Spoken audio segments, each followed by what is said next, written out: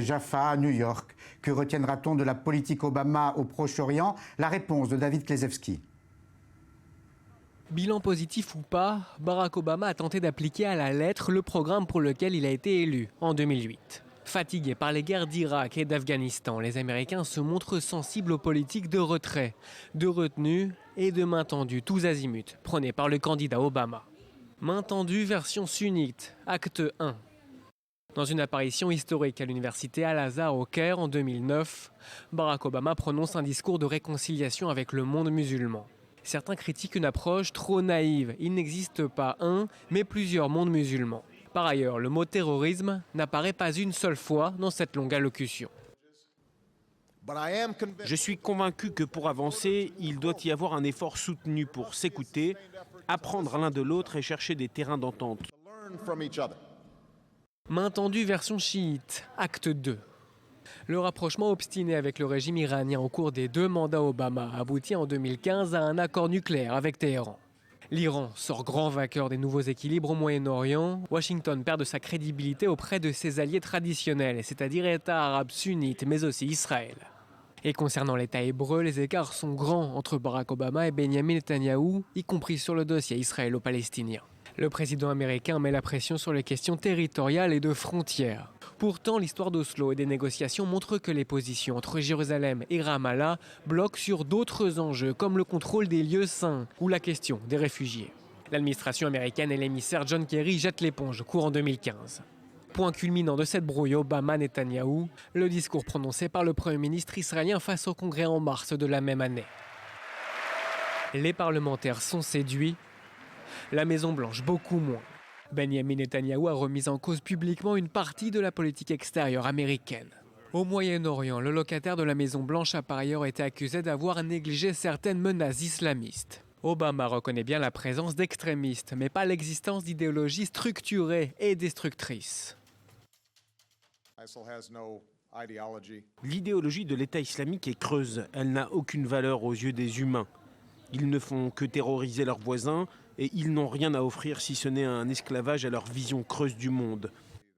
Barack Obama avait hérité d'une situation délicate après George Bush. Les rêves de grand Moyen-Orient démocratique et prospère n'avaient pas abouti. Obama laissera à son successeur un Moyen-Orient encore plus instable, miné par l'émergence de mouvements islamistes. Et on rejoint en direct, non pas de Paris, mais de sa maison du Midi, Nicole Bacharan, historienne, politologue. Bonsoir Nicole Bacharan, ravi de vous retrouver. De Jaffa. Merci, moi aussi. De Jaffa à Paris. Alors vous connaissez évidemment très très bien les États-Unis. Vous avez entendu ce discours sur l'état de l'Union. Vous-même, comment avez-vous réagi à ce discours? Et je vais poser la question autrement. Quel bilan vous-même faites-vous des 2 mandats Obama? Je crois que le discours, au fond, offrait un bilan assez clair de ces 2 mandats. Je crois qu'on peut dire que sur le plan intérieur, sur le plan de l'économie en particulier, ce bilan est bon. Évidemment, il n'est pas parfait. On sait que les inégalités aux États-Unis sont importantes, sont plus importantes qu'autrefois, que les salaires n'ont pas augmenté, qu'il y a des frustrations et des difficultés. Mais il est vrai aussi que le chômage est au plancher, que 14 millions d'emplois ont été créés depuis l'arrivée de Barack Obama au pouvoir, que la réforme de la santé n'est certes pas parfaite, mais enfin qu'elle a quand même beaucoup amélioré la vie de beaucoup d'Américains. Et par contre, c'est vrai que son bilan extérieur est assez faible, assez confus et assez décevant. Et au fond, quand il s'exprimait sur l'économie, moi je trouvais qu'il y avait plus de passion, plus de satisfaction de sa part que quand il s'exprimait sur l'état du monde et le projet américain pour le monde. Alors c'est juste, et moi je note un contraste assez saisissant entre le début de sa mandature et la fin de cette double mandature, ce souvenir ému que le monde entier a eu de son élection et ce départ un peu terne, un peu triste. Comment expliquez-vous, malgré les succès économiques, ce passage de la lumière à une ombre relative? Oui, je pense que c'est ce que vous décrivez est extrêmement juste et correspond à ce que l'on ressent dans une bonne partie du monde.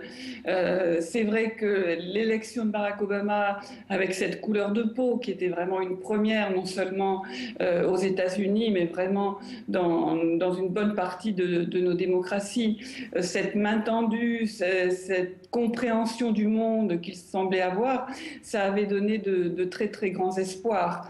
Et c'est vrai qu'aujourd'hui, cet ancien prix Nobel de la paix semble n'avoir pas tenu ses promesses.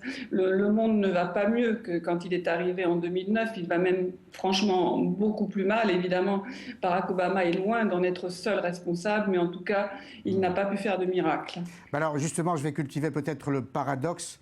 Est-ce que ce prix Nobel de la paix, en début de mandature, n'a pas été contre-productif en quelque sorte? Est-ce que Barack Obama n'a-t-il pas été prisonnier de ce prix Nobel de la paix dès le début? Je pense qu'il en a été gêné et qu'il l'a ressenti comme quelque chose d'un petit peu absurde. Et je me souviens que quand il est venu recevoir ce prix, dans son discours, il disait que c'était très paradoxal puisqu'il était le commandant en chef d'un pays en guerre à cette époque-là au Pakistan, en Irak et en Afghanistan. Non seulement commandant en chef, mais qui n'était même pas pacifiste, qu'il n'aimait pas la guerre, mais qu'il pensait qu'il y avait des guerres qu'il fallait mener. Et néanmoins, peut-être on pourrait pousser plus loin le paradoxe encore en disant que le comité Nobel a peut-être été sensible à la nature profonde de Barack Obama, celle qu'il n'affichait pas forcément et qui est celle d'un homme qui n'aime pas la guerre, réellement qui oui. n'aime pas la guerre. Alors pour le coup, il y a un mystère.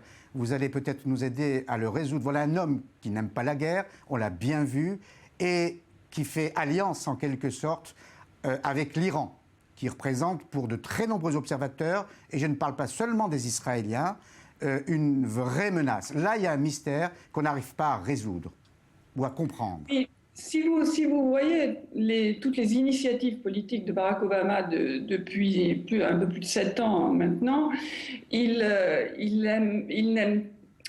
cherche des alternatives à l'action militaire classique.